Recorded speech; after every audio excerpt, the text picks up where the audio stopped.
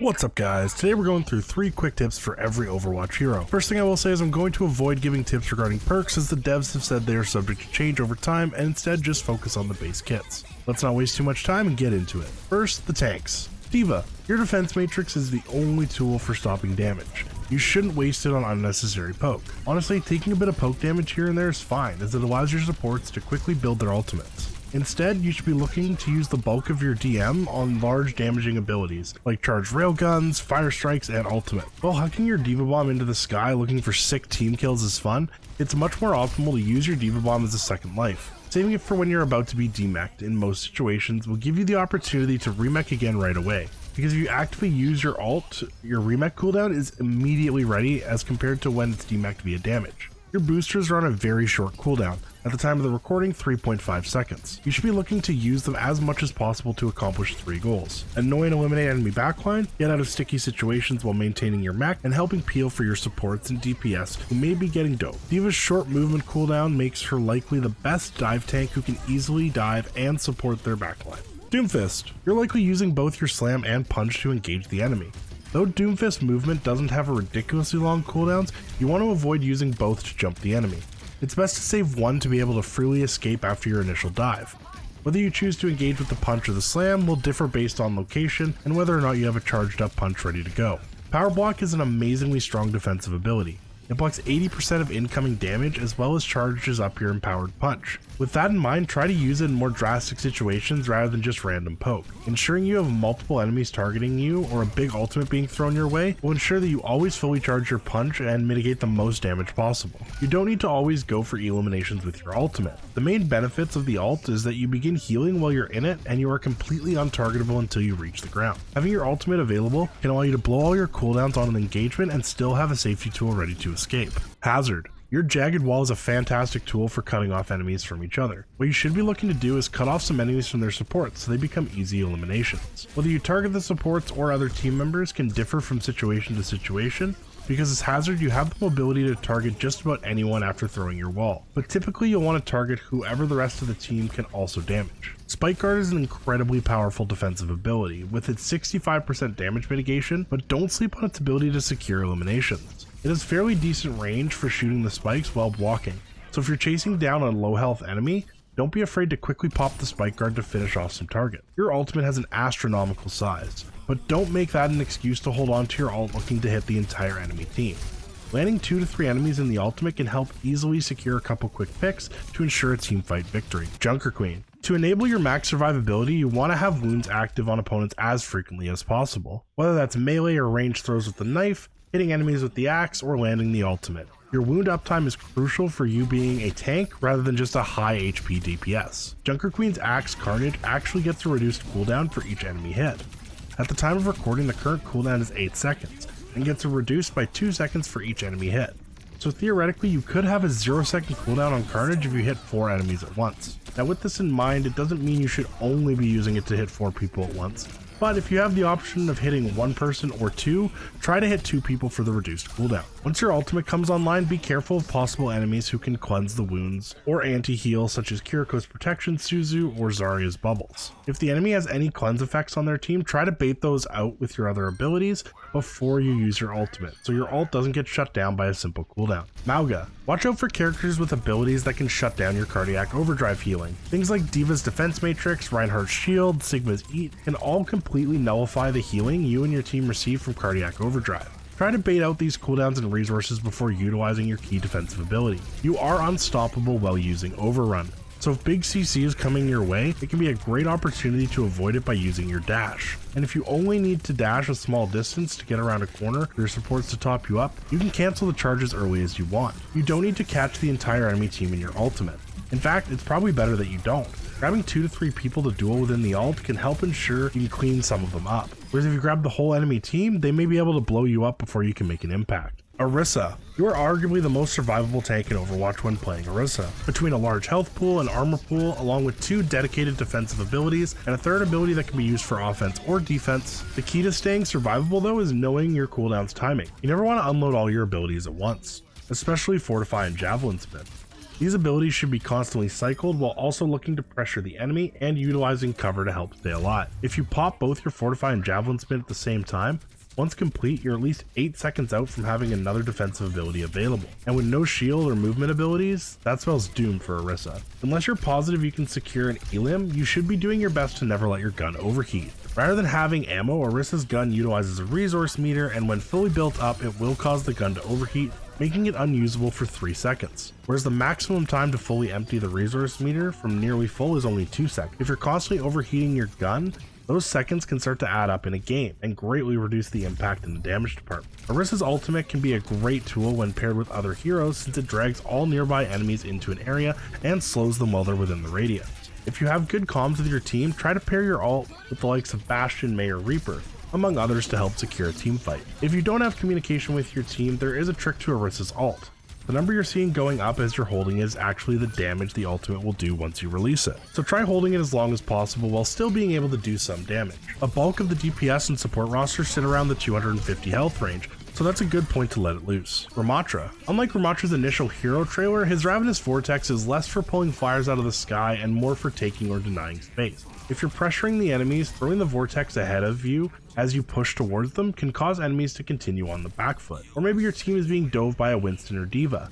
It can be good to throw the vortex behind them to mess with their ability to retreat once they get low, but it's rarely used as a counter tool to Pharah or Echo. Don't sleep on Ramatra's shield. It may not be the biggest barrier in the game, but it typically has enough health to last its entire duration when being played. The barrier being your best defensive tool to help protect your team should be used as frequently as possible during fights. Ramatra's Nemesis form is one of the strongest defensive abilities in the game. While giving Ram 300 extra armor, using block also helps mitigate 75% of incoming damage. You also enter Nemesis form when using your ultimate, which can make you an unstoppable killing machine. A lot of people tend to just start punching when entering Nemesis form, but its true strength is in the block. Reinhardt. When you think of a tank character in a video game, Reinhardt is the epitome of what you're looking for.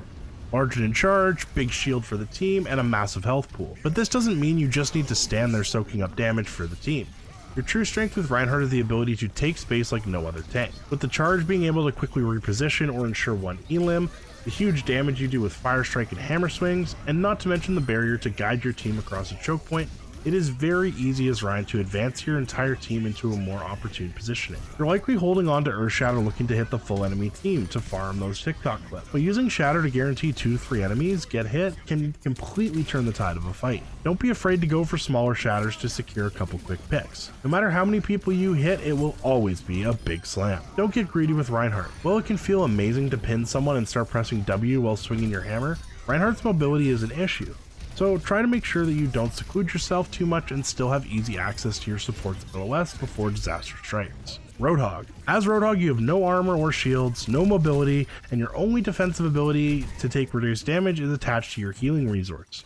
So more than a lot of other tanks, make sure you're playing around corners, natural cover, and the cart for escort maps to help you with your overall survivability. Well, in most situations, you should be prioritizing using your hook on a squishy DPS or support to hook them in and one-shot them. Don't be afraid to hook in an enemy tank if they're lacking mobility. Characters like Mauga or Zarya. Hooking the enemy tank away from their team when they have no ability to escape can allow your team to quickly burst them down and causing an advantageous 5v4 situation. This is especially useful when the enemy supports and DPS are playing safely around your hook to ensure they don't get caught. Tanks don't have the luxury of always hiding, as it's their job to take space, and your hook can completely ruin their day. Remember, you can still use your hook and heal while using Roadhog's ultimate. Don't be afraid to top yourself off if things are looking sticky. You also don't need to be looking for elims with the ult. It's much more of a displacement tool than it is an elimination machine. Sigma. Since Sigma's release, he's arguably been one of the most balanced tanks across every balance patch in the game. This is to say that you can rarely go wrong playing Sigma, especially on maps with longer sightlines where he really excels. The things to keep in mind on Sigma: your kinetic grass should not be wasted on random spam damage.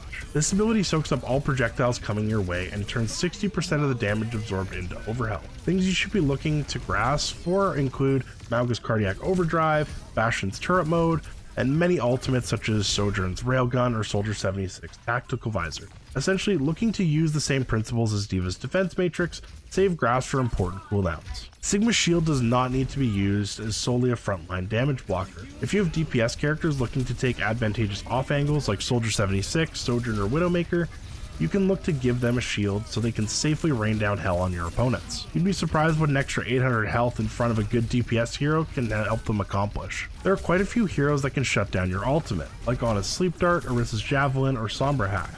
A few things you can do to help mitigate this is watch for and call out these important cooldowns, and also throwing your shield into the air where you plan on using your ultimate to help block these pesky abilities. Sigma's ult is very strong at displacing and eliminating multiple enemies at once, but it is risky to use, so watching cooldowns and shielding are very crucial. Winston. It's extremely important on Winston to know your dive combo.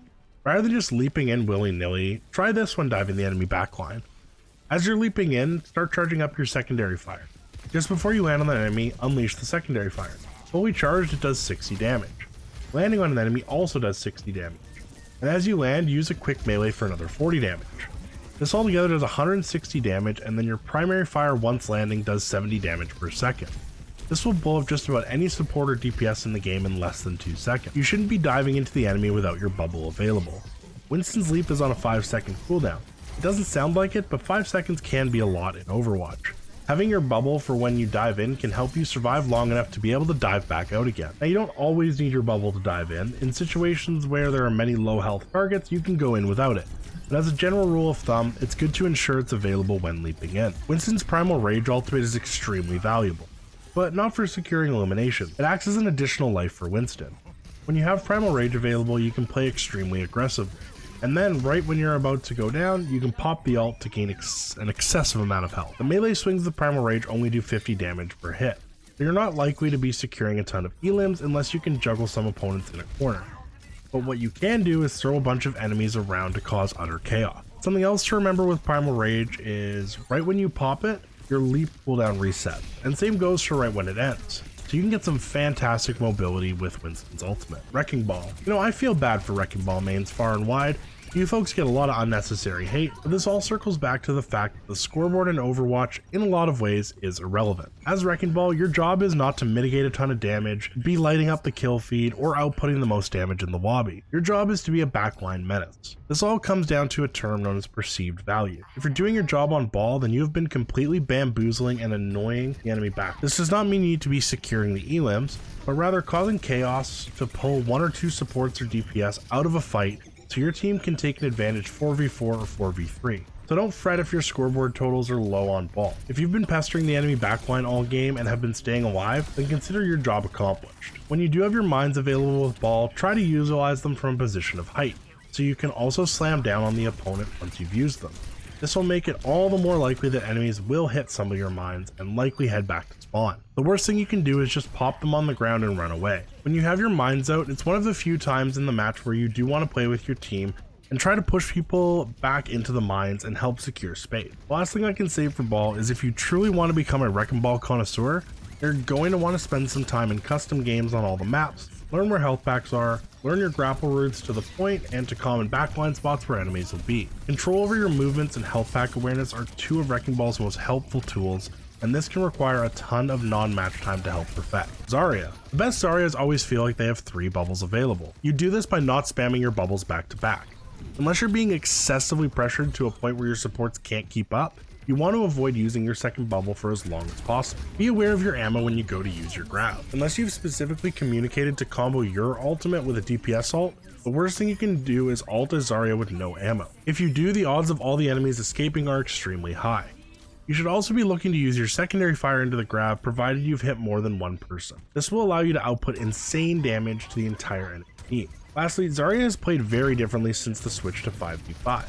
Being the only tank means you're more likely to bubble yourself. Since both your bubbles have the ability to bubble yourself or an ally, you should be prioritizing your survivability as a solo tank with no mobility. There are obvious exceptions like protecting your Reaper while they ult or helping an ally escape a bad situation, but by default you should be looking to bubble yourself once the enemies start to focus you. Next, let's move on to the DPS. Ashe. The burn damage with Ashe's dynamite is your best tool for charging up your ultimate. If you can consistently get 2 or more enemies burned, Bob will feel like he's on a cooldown rather than an ultimate ability. This relies on your ability to hit the dynamite with your primary fire. If you find yourself struggling to hit your dynamite, don't be afraid to hit up the practice range to learn to hit them more consistently. Ashe is one of, if not the best DPS hero at applying the damage passive, which, for those who don't know, applies reduced healing to enemies whenever they are hit by a DPS hero. Between the dynamite dot damage, quick unscope shots, and accurate hit scan ADS, Ashe has so many ways to keep hitting multiple enemies to keep the uptime on the damage roll passive. Coach Gun can be a fantastic tool to get yourself into premium positioning,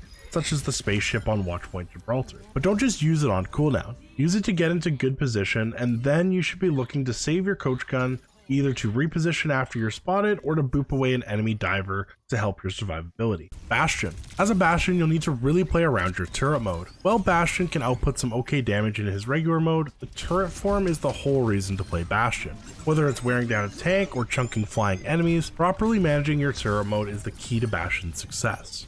It outputs crazy damage per second and also makes you quite a bit more survivable due to the Ironclad passive and also moving your head hitbox onto your back. Unless you have a big crowd control ultimate to pair with Bastion's ult, you should be looking to hunt one low mobility target with your ultimate. Bastion's artillery mode can quite easily delete a single Ana or Zen, as long as you don't just spam shells on it. That being said, it's much better used if paired with something like Zarya's Grav or Reinhardt's Earth Shatter to secure more than one elim. Don't sleep on Bastion's tactical grenade. It can be used both as a great movement tool to access higher ground, and also does a surprising amount of damage to enemies who will also be affected by a knockback. Learning the trajectory of the grenade can have you finishing off a lot of elims from an unexpected source. Cassidy. Cassidy's combat role has a ton of utility, so don't waste it. While reloading your gun, it also gives you 50% damage reduction.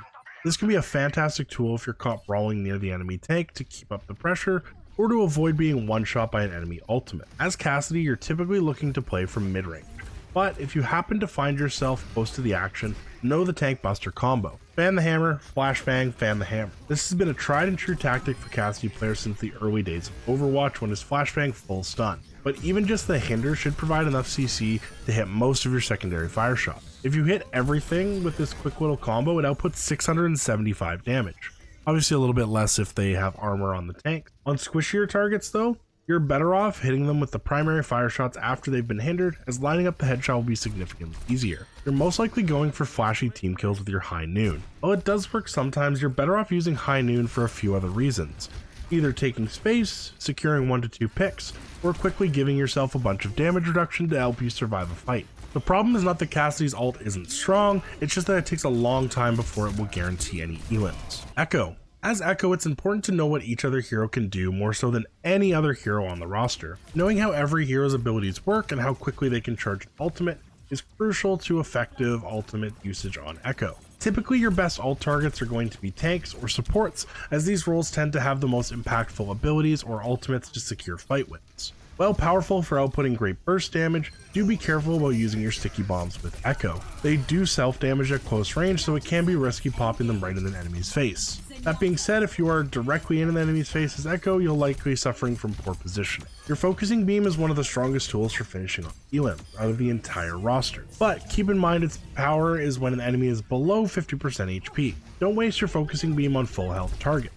It does an extra 100 damage per second to enemies who are below 50% HP, so it's better to hang on to it for the right moments rather than just using it on cooldown. Freya. Time of this recording, Freya is Overwatch's newest hero, so I'm sure some of these tips are subject to change as we learn more on how she works and interacts with the rest of the roster. First off, the momentum slow from the take aim shot is extremely powerful to help you line up shots. But do be careful if enemies are playing hit scan heroes, as slowing down mid-air makes you extremely vulnerable. Freya, more so than other DPS heroes, really needs to prioritize landing final blows, due to her bounty hunting passive, granting an additional 25% ultimate charge for every 3 final blows. So really look for those low health targets trying to run from a fight. Much like Tracer, Freya charges ultimate extremely quickly, but due to that has lower impact as far as damage is concerned. In fact, from full HP with no additional follow-up, her ultimate's max damage can only finish off Tracer and Baby D.Va. So make sure you're following up with additional damage into the bola shot. Genji. Genji's shurikens have 2 different types of shots whether you use primary or secondary fire. Your primary shot shoots 1 shuriken 3 times in quick succession towards your crosshair. This should be used primarily for poking enemies from range. The secondary fire shot shoots out 3 shurikens at once in a horizontal line. This is ideal for close range when you're in an enemy's face, because at close range, all 3 don't have time to split up, so they should all be hitting the enemy directly in front of you for quick burst damage. Genji's deflect is a fantastic tool in his kit. It can be used to deflect any projectile during a short time, including projectile-based ultimate, if timed well, like Zarya's Grav, Maze Blizzard, or Hanzo's Dragon Strike. With that being said, smart opponents will be able to time your deflect to hit you once it completes. So do keep in mind that pressing the deflect button again can cancel the ability at any time, which can help make you less predictable. Genji's dash is extremely versatile. It can be used to help close the gap with an enemy, secure elims on low health targets, or help yourself escape sticky situation. But did you know you can reset your dash cooldown 2 different ways? The first of which is getting an elimination. If you get credit for an elim while the dash is on cooldown, it will immediately reset. The other way is by using your Dragon Blade ultimate. A common thing Genji players do is dash slightly into the air for max visibility, then pop their ultimate, and then immediately have a dash again to follow up on the ult damage. Keep in mind this can get predictable if you do it multiple times in a match, so don't always do it if you value your life, but it can be pretty helpful every now and then. Hanzo. Like most projectile heroes, Hanzo is very strong at spamming choke points. But Hanzo is the only projectile hero who can actually one-shot most of the roster. Well, people will argue that spamming choke points takes no skill, or Hanzo players will say they never spam a choke point. They do, and also it does take skill, at least to ensure you're aiming at head level and also properly predicting when the enemy might poke your heads out. Don't let anyone tell you you're not allowed to spam choke points, my friends. Hanzo's Storm Arrow actually ricochets off walls or the ground. So if you have pesky enemies running away at low health, don't hesitate to try to bounce some shots off a wall while chasing them down. Hanzo's ultimate is one of the least impactful in Overwatch, unless you compare it with the likes of a Zarya Grab or Orisa Terra Surge. That being said, what it is great for is taking or negating space. Enemies caught in the dragons do take a tremendous amount of damage, it's just very easy to avoid. But using this ult, you can simply cut off the enemy tank from their supports and then grab some easy elims. Junkrat. As Junkrat, you are the king of being a spammy nuisance. While you can use some very creative aim with Junkrat's geometry, he really excels on maps that have tight choke points or small rooms and hallways that he can completely unload into. You can get yourself a lot of random free eliminations, but don't be too predictable. Make sure to move to other choke points or positions to keep yourself safe. You're likely dying every time you use your ultimate. People will do one of 3 things when they hear Junkrat's ult: run and hide, look for the tire to shoot it down, or try to find the Junkrat to get a free trade. A few things you can do to help stay alive while using your ult is first to hide yourself from those who may be hunting you. A few things you can do to stay alive in your ult is first to hide before using it. Also, make sure that you set a trap down nearby but still out of line of sight of yourself for those enemies who may be hunting you. The tire also has a 10-second timer, so don't be afraid to keep it nearby to charge up a bit before searching for your picks, in case anyone is nearby for a free easy elim. Lastly, you need to know your mine tech. It's the easiest super jump in all of Overwatch. Simply put a mine at your feet and blow it up below you with a jump and you'll go flying. For a double jump, you can throw another mine right under you while flying and explode it right away to keep going. And if you want to do a triple jump, simply put down a mine, wait for the cooldown to reset, and then do the same tech for the double jump with both of your mines. While this technique works, it's typically only saved for leaving spawn doors at the start of a game. Mei. As Mei, you're likely using your wall to simply block damage like it's a Reinhardt shield. While this is an adequate use for the ice wall at times, a much better usage is to place it behind the enemy tank who's pushing up to separate them from the rest of their team. This can make for a quick, easy pick on the enemy front line. Don't forget you can break your own Mei wall. If you happen to accidentally put up a bad wall that separates your own team, or you got eliminated and notice that the wall isn't greatly placed, don't be afraid to break it rather than leaving a bad wall up. The worst Meis will put up a bad wall and leave it there. Know when a mistake or misclick has been made and deal with it as soon as possible. When you have enemies trapped inside your ultimate, make sure you're using your secondary fire for headshots rather than just spamming primary fire. This will greatly reduce your time to kill and allow you to secure 2 to 3 elims per blizzard. Pharah. As Pharah, you're likely playing into enemy hitscan hero's ideal line of sight. This isn't to say you need to switch off Pharah if you run into a soldier and a widow, but just learn to play around higher points of cover. Utilize Pharah's strong vertical and horizontal movement to get into better positions to surprise these hitscan characters, rather than just playing out in the open. Don't hold down on your fuel until it's being depleted. Doing so will have you playing ground Pharah far too often. Instead, focus on using your boost and toggling your fuel to ensure that you stay flying until your boost cooldown resets. Pharah does not excel when she's stuck on the ground. You're likely dying every time you use your ultimate.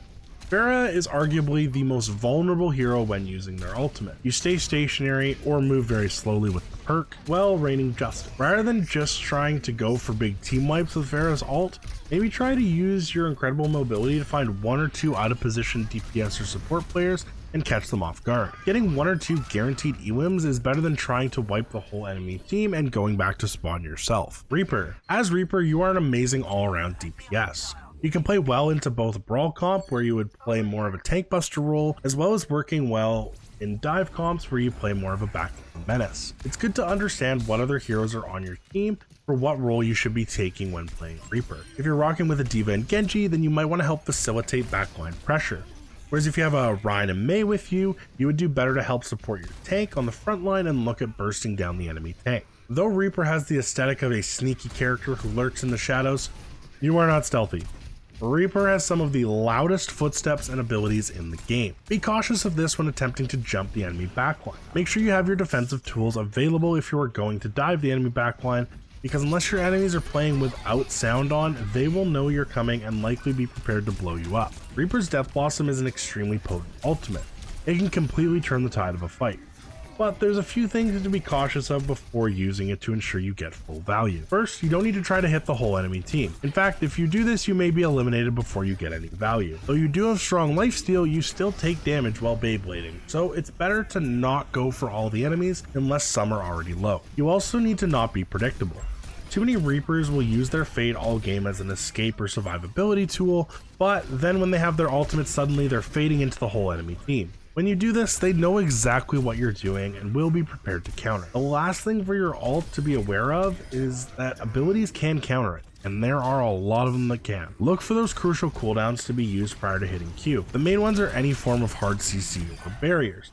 If you ensure these are down, you should be able to freely use your ultimate. Sojourn. For Sojourn, this may be more personal than anything, but something I think is worth trying at least a bit for everyone is switching around Sojourn's primary and secondary fire. Since her primary fire is a projectile with a spread, I find it's better to use my right click. And since the secondary fire is a charged up railgun shot that's hit scan, I find it better to use my left click. Almost all shooter games have hit scan weapons being used with primary fire, and I can't actually think of any other examples of hit scan weapons being used with secondary fire. It's a small thing, but this change has helped my accuracy with Sojourn significantly, so give it a try. You're likely jumping at the end of every single power slide. While I understand a gamer's need to jump whenever possible in games, this one specifically can be detrimental by putting you in enemy line of sight. Obviously there are times to jump at the end of your slide, like when you're trying to reposition to high ground, but if you're just sliding to escape and there's nowhere to jump to, it's not necessary to jump at the end of the slide. You're probably not getting full value from your ultimate. Without any sort of damage boost, Sojourn's railgun no longer one-shot,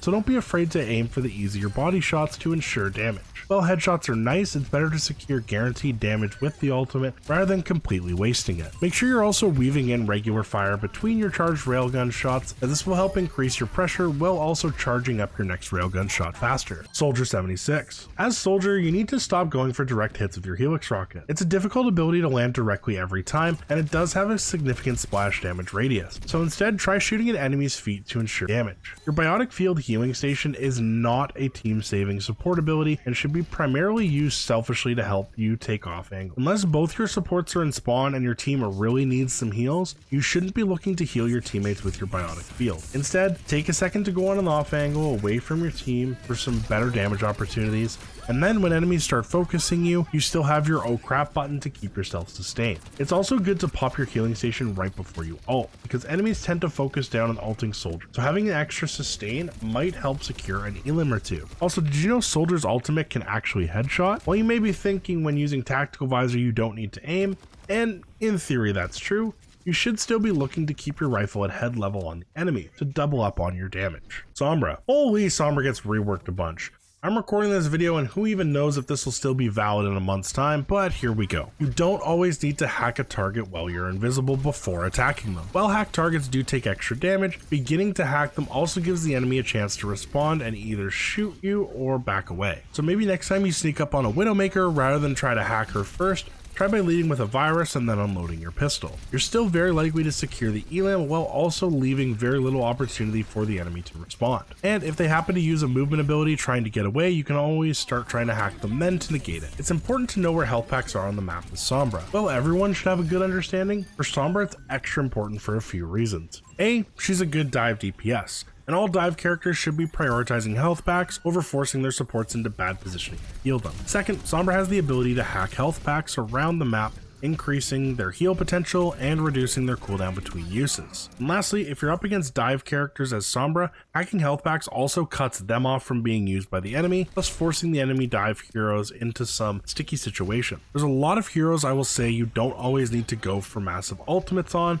that securing 1 or 2 with an ult is good enough, but here's where Sombra differs. EMP can be absolutely team winning. As long as your team is grouped up, sneaking into EMP the entire enemy roster will all but guarantee a team fight win, due to both locking out enemies from using their abilities while also making all enemies take more damage from you as the Sombra. So try your best to hit 3 to 5 enemies with every EMP. Symmetra. Sim is a fantastic defensive hero. Between car wash turrets, the TP to help allies get back to the fight quicker, to being able to laser beam down enemies stuck in a choke. But don't sleep on Sim's ability to be played on a more offensive oriented map. Her teleporter has the potential to completely discombobulate the entire enemy team by putting yourself and your teammates into usually impossible to access locations for most heroes. This can secure some great high ground or flank routes. The one downside to wanting to do some crazy TP plays is you usually need good comms with your team and for all of them to jump on board, and on the ranked ladder that can sometimes be difficult. Try to separate your turrets at least a little bit. Of course their best value is when they're all beaming on the same enemy, but that doesn't mean that you want them all stacked on top of each other. Splitting them up just a little bit makes them all that more difficult to destroy in a timely fashion. Any amount of time enemies are looking for your turrets is time where they aren't looking at you or your teammates. Be more creative with your ultimate. Rather than just using your ult in a horizontal line in front of you to act as a giant Reinhardt barrier, try placing it vertically across the point or wherever the fight is taking place. This will allow your team to still walk up and take space while being able to bob and weave within your ultimate to prevent damage. Thankfully, you and your team can still shoot through your own barrier while enemies can't. Torbjorn. You're probably placing Torb's turret too aggressively. While you do want it somewhere where it can impact the fight, you don't just want to throw it willy-nilly in front of the enemy, because it will just get blown up faster than Torb can say, "My baby!" The best spot for Torb's turret is actually to leave it near your supports in the backline. This extra defensive tool can help your supports stay alive, thus the rest of your team stays alive. Though it won't farm as much damage from the backline, its job of protecting your supports will not go unnoticed. Don't sleep on Torbjorn's secondary fire. It's a fantastic close range shotgun that can easily blow up any who get in this little engineer's way. While you don't want to use it at range as the spread is wide and starts instantly, it is an amazing tool for securing elims on squishies and bursting down enemy tanks at close range. You're also probably using all of your molten core right away and just spraying it on the objective. Don't get me wrong, it's a great tool for securing space on point, but you can actually unload the molten core much more methodically to increase its range and effectiveness. Tracer may very well have the highest skill floor and skill ceiling of all heroes in Overwatch, which is crazy to think since she's been in the game since its launch. But between a hard to hit ultimate, blinking and rewinding your position constantly, and a gun that requires very close range to be effective, along with the hundreds of Tracer techs we don't have time to cover in this video, she takes some mad skill to play effectively. Which comes to my first tip. Be willing to put in the hours on Tracer to excel. Unlike Soldier 76, who is sort of the quintessential shooter game guy, Tracer takes extreme practice and discipline to get good with. It's just taking some time in custom games or the practice range as a start to get really good for your sense of blink distance, as well as just how long 3 seconds is with the rewind. You should be looking to use your pulse bomb on cooldown. It is one of the fastest charging ultimates in the game, provided you're hitting your shots and staying alive. Most Tracer players can farm 2 ults for everyone else's 1. So unless you have something to combo with it like a Zarya grab, look to hunt down a squishy supporter DPS, stick them with the pulse bomb for a quick secured elim. It's okay to not secure elims as Tracer. Sometimes just being a nuisance is enough. Pressuring enemy supports and possibly forcing a cooldown or 2 will help make sure that the enemy frontline isn't being healed. Sometimes jumping in to poke and then getting out is enough to have high impact with Tracer, even if the scoreboard doesn't reflect that value. Venture. As Venture, don't forget to melee when in close distance. Venture is one of the strongest melees in Overwatch, doing 30 base damage with an additional 40 over time while the excavator is spinning. In fact, a melee drill dash melee can drop just about every squishy in no time. Venture's primary fire can't headshot and has an explosion radius. So if you're fighting one enemy, it's good to go for lower or center mass to ensure damage. You still want to try for direct hits as you do get bonus damage for directs, but aiming lower to the center will help ensure that your aim stays true. If fighting 2 or more enemies, you can always try to weave your shots into the middle of groups to secure as much damage as possible and to build up your ultimate quickly. However, Venture does excel more at taking off angles, flank routes, and looking to catch out a single supporter DPS rather than trying to brawl the whole enemy team. You don't need to spam all 4 shots of your ultimate right away. Unless enemies stay in easy to hit spots, you can be a bit more patient with the ult. It does last for 7 seconds, so don't be afraid to readjust your shots properly because you do have the time. Widowmaker. The worst thing you can do as Widowmaker is stay in the same spot for too long. This advice really goes for snipers in any shooter game. Once the enemy knows where you are, it's time to move on. Constantly repositioning is one of your biggest strengths to ensure survivability and to be a continued threat to the enemy. You only have one escape tool with your grappling hook, and it's on a pretty long cooldown, so don't waste it. If you can access your new spot without using your grappling hook, it may be worth it to take the extra time to maintain your only survival tool. That being said, if you can only access the new spot with the grappling hook, then go for it, but be prepared to reposition sooner rather than later. If your sniper spot has a way to be accessed by the enemies, then you'll want to make sure that you place down a venom mine in the access point. This will ensure one of 2 things will happen. Either the enemy will activate it and start taking damage, or they'll see it and destroy it. Either way, you'll be made aware that someone is coming for you and it's time to get out. And finally, we move on to the support heroes of Overwatch 2. Ana. Ana cannot land headshots, unless you take the perk that allows it. So try to aim for center mass for max accuracy. Not needing to worry about hitting the small head hitboxes will help scale up your healing and damage numbers. Do not waste your sleep dart. This is one of the best abilities in all of Overwatch, so you should not just be throwing it out on cooldown. Be aware of what enemy heroes you're facing. If you're going up against any dive heroes, save your sleep dart for when they start pressuring you, or be aware of what ultimates the enemies might have coming online. Ana's sleep dart can counter a large number of ultimates, so tracking enemy ults to save your sleep dart for can completely turn the tides of a fight. Know who your primary nano targets are on your team. Some heroes perform much better with a nano boost than others, and some require an ultimate to make use of nano. Characters like Genji and Soldier 76 are great targets if they have their ultimates, whereas heroes like Ryan or Winston don't need their ults to have an impact with nano boost. And typically you aren't going to nano your other support, though there are situations where they may be about to get eliminated, so you nano them to keep them alive, but typically you're looking for your tank or DPS. Baptiste. Oh, Baptiste, the man of 18 health bars as I like to call him. Even with limited mobility, Bap is one of the most survivable heroes in all of Overwatch.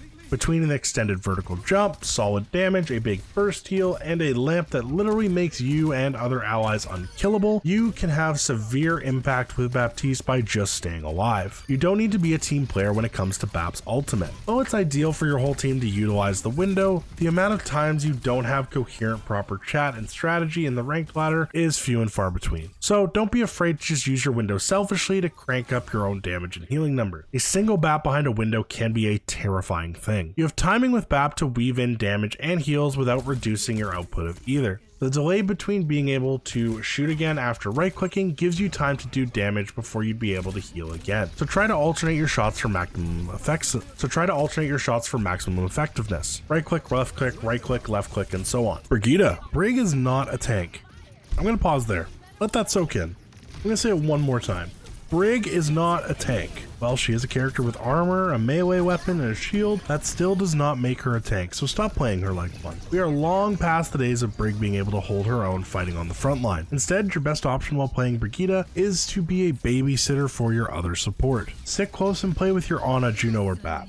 Keep them safe. Poke at range with your whip shot to keep your Inspire passive active. Whenever anyone gets close to you or your other support, bash them with the shield and start flailing until you force the pressure out. At the time of recording, Brig's passive Inspire healing lasts 4 seconds. It is triggered every time you hit someone with your flail or whip shot. Try to make sure that you are landing a hit on something at least once every 4 seconds to maximize your healing uptime. Unless your other support is back in spawn and there's no other option, you should avoid using your repair packs on your tank. Their healing capabilities are limited and are meant more for a quick top up for your other support or DPS heroes. Leave your tank to get healed with your Inspire passive and by your other support, as throwing all your repair packs into a tank can be a real waste. Iari. Iari's healing pylon is one of the best healing tools in Overwatch. You can just set it and forget it, all while it outputs a ton of healing for your whole team. The trick for the pylon is to find that balance and positioning between the pylon being safe from enemy LOS, while also being able to reach your teammates to keep them topped up. Due to your healing pylon's ability to manage healing for your team effectively, you should be looking to do damage as much as possible, only saving your healing on your gun for more emergency situations as it's limited resource meter that takes a while to recharge. Make sure you're following up on hits with your ultimate. To trigger that extra explosion, you need to continue doing damage to those hits. Focus the glowing enemies to maximize your ultimate's value. Juno is one of the most mobile heroes in Overwatch, so make sure that you're utilizing her kit to improve your survivability. Between double jump, glide boots, and hyper ring, you can be in a constant state of zooming around the map while making it near impossible to be tracked down, so don't forget to use your buttons. Pulsar torpedoes damage enemies and heal allies, so try your best to have as many players in the lobby on your screen as possible when using this ability, to maximize your damage and healing and ult charge. Do keep in mind they do equal damage and healing on the initial hit, but they do offer an additional heal over time to allies. So, when in doubt, if you need to choose between hitting allies and enemies, you should prioritize your allies. Don't be afraid to be proactive rather than reactive with your Orbital Ray ultimate. It drops a giant healing and damage boosting field and will typically force enemies on the back foot. Even if you don't secure elims with the ult, it can still be a fantastic tool for taking space for you and your team. Kiriko. As Kiriko, you need to be aware of who your enemies are. If you're facing heroes like Ana, Junker Queen, or Ashe, you're going to want to hang on to your protection Suzu to cleanse their negative abilities for your team. However, if the enemy has no one who drops negative effects, then look to use your Suzu to heal critical health allies, or to block big damage from an ally such as a teammate who's been hooked by a Roadhog. Much like Baptiste, there is a cooldown time between being able to heal. You have a time frame with Kiri to throw heals and then damage and then heals again. Don't be afraid to weave in kunai shots with all your healing Afuda to maximize your impact. Don't hold on to your Kitsune Rush for the perfect moment. It's much better to be proactive with this ultimate than waiting for your whole team to be around with all their ultimates available. Kitsune Rush tends to put enemies on the back foot, and while you may not secure a bunch of elims, if you're using it early and often, it should at least be able to secure your team some much needed space to win the next fight. Lifeweaver. As Lifeweaver, you should always have a pedal down. Time for a pedal to break is only going on when it's being stood on.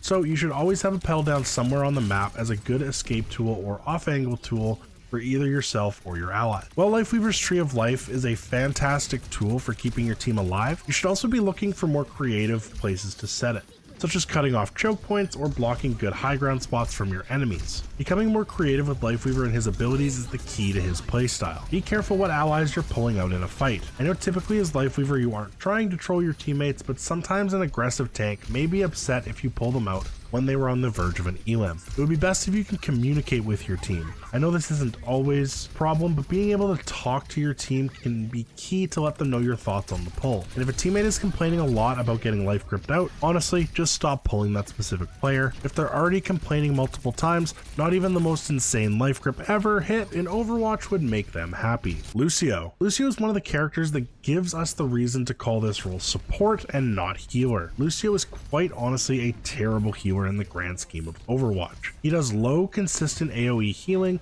which with the amount of burst damage in Overwatch is not enough to provide sufficient value. Where Lucio excels is in his speed boost. Speed boost is such a powerful tool for your team, with the ability to get your team to point first, help rotate your team up to high ground or better positioning, to getting your team out of a sticky situation including enemy ultimates. Do not sleep on using speed boost as your default when playing Lucio. This isn't to say to never heal your team, but speed boost is certainly your stronger tool. There are two settings that you'll want to check for Lucio specifically. First is to make sure the backwards wall ride is enabled, and auto jump after wall ride is disabled.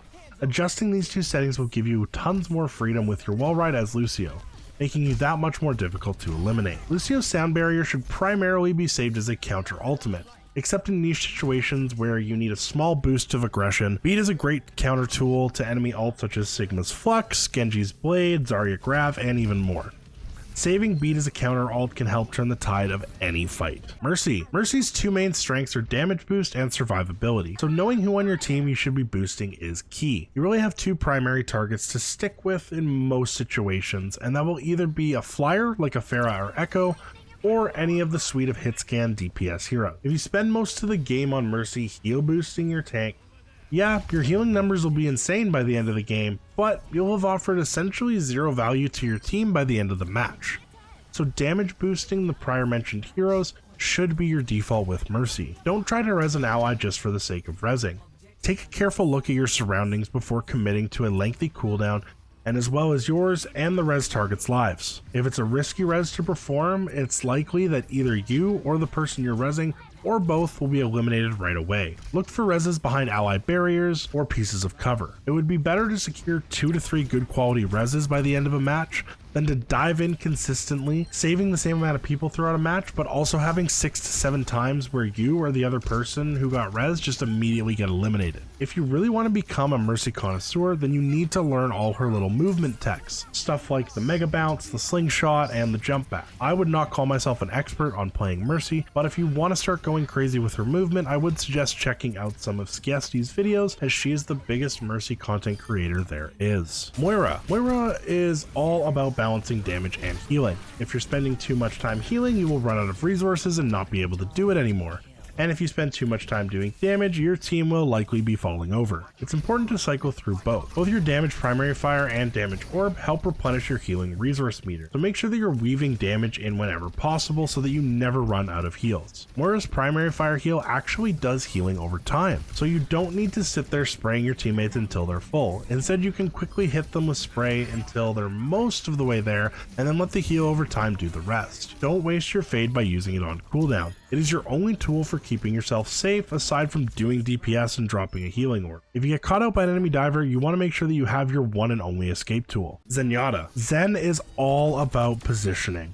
As the least mobile hero in Overwatch, you really need to be aware where you are in comparison to your team and, more importantly, your enemy. Really focus on staying in a safe location with quick access to corners and cover when playing Zen. This Discord Orb is an incredibly potent ability. Unless not in sight, it is usually best saved on the enemy tank, as it increases their damage taken by 25%. Do keep in mind you can't reapply the Discord Orb to the same person for a few seconds, so try to hit people who will need to stay in a fight or will have trouble escaping from your teammate. You don't always need to charge up your secondary fire volleys as Zen. It's a great tool for spamming chokes and corners or when trying to help burst down a barrier, but once you've got someone hurt, it's a good idea to switch to quicker fire regular shots to help secure an elimination. And with that, that's all we have, folks. I hope some of you found some useful tips in here to help you on your Overwatch journey, and if you did, comment your favorite tip down below. Make sure to like and subscribe for more content, and I will catch you all next time.